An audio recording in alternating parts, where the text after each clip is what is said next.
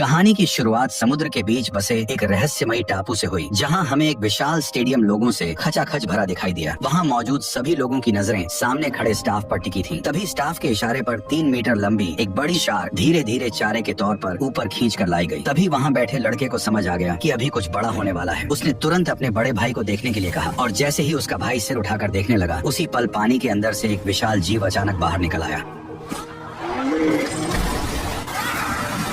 ठीक उसी पल देखने वाला प्लेटफॉर्म अचानक धीरे धीरे नीचे जमीन के अंदर उतरने लगा। दरअसल यहाँ एक और भी ज्यादा खतरनाक शो उनका इंतजार कर रहा था। जैसे ही प्लेटफॉर्म नीचे पहुंचा, तब वही विशाल जीव अब बिल्कुल सामने साफ दिखाई देने लगा, जिससे वहाँ मौजूद लोगों की एक्साइटमेंट और बढ़ गई। तभी जोरदार तालियों के बीच उस बड़े से जीव ने, जिसका नाम मोसासॉरस था, एक ही झटके में शार्क को पूरा निगल लिया। दरअसल भविष्य की दुनिया में एक टेक कंपनी ने जीन टेक्नोलॉजी की मदद से डायनासोरों को दोबारा जिंदा कर दिया था और पैसा कमाने के लिए उन्होंने पूरा एक आइलैंड खरीद लिया था। फिर सारे डायनासोर उसी आइलैंड पर रखे गए और उसी जगह को जुरासिक वर्ल्ड पार्क में बदल दिया गया। डायनासोरों की वजह से यह आइलैंड बहुत जल्दी दुनिया का सबसे बड़ा टूरिस्ट स्पॉट बन गया। हर साल यहाँ छुट्टियां मनाने आने वाले लोगों की संख्या करोड़ों में पहुंच गई। लेकिन 20 साल तक सब सुरक्षित चलने के बाद डायनासोर लोगों के लिए बिल्कुल चिड़ियाघर के हाथियों जैसे हो गए, जिससे अब लोगों को उनमें पहले जैसा इंटरेस्ट नहीं रहा। इसलिए गिरती कमाई और बढ़ते खर्च को रोकने के लिए डॉक्टर वू की टीम ने अलग अलग जानवरों के जीन मिलाकर एक नया मॉन्स्टर डायनासोर बनाया, जिसका बेहद सीधा और डरावना नाम इंडोमिनस रेक्स रखा गया, जिसे लोगों का इंटरेस्ट बढ़ाने के लिए तैयार किया गया था। लेकिन किसी को अंदाजा नहीं था कि यही डायनासोर पूरे पार्क के लिए सबसे बड़ी मुसीबत बनने वाला है। उसी समय पार्क का मालिक इंडोमिनस रेक्स को देखने पहुंचा। तब पता चला कि यह डायनासोर उम्मीद से ज्यादा बड़ा और बेहद चालाक है, जो कई बार कांच तोड़कर भागने की कोशिश कर चुका है। उसकी खतरनाक समझ देखकर मालिक घबरा गया और सिक्योरिटी चेक के लिए रिटायर हो चुके नेवी ट्रेनर ओवेन को बुलाया। दरअसल ओवेन पहले नेवी में काम कर चुका था और रिटायर होने के बाद उसे यहाँ डायनासोर को ट्रेन करने की जिम्मेदारी दी गई थी। इस समय वह रैप्टर एरिया में काम कर रहा था, जहाँ वो नेवी ट्रेनिंग में सीखे एक्सपीरियंस से रैप्टरों को कंट्रोल करने की कोशिश कर रहा था। और हैरानी की बात यह थी कि वो उन खतरनाक रैप्टरों को कंट्रोल कर पा रहा था। लेकिन तभी एक हादसा हो गया। जब नया फीडर एक छोटे सुअर को पकड़ने की कोशिश कर रहा था, उसी दौरान एक रैप्टर ने उसे झपट कर सीधे जू के अंदर खींच लिया और अगले ही पल वहाँ मौजूद सभी रैप्टरों का ध्यान उसी कर्मचारी पर टिक गया। और अब हालात ऐसे बन गए कि वह किसी भी पल रैप्टरों का शिकार बन सकता था। तभी खतरे की उस घड़ी में ओवेन ने तुरंत जू का गेट खोल दिया और तेजी से अंदर दौड़कर उस नए कर्मचारी के सामने खड़ा हो गया और रैप्टरों को पीछे हटने के लिए लगातार कमांड देने लगा।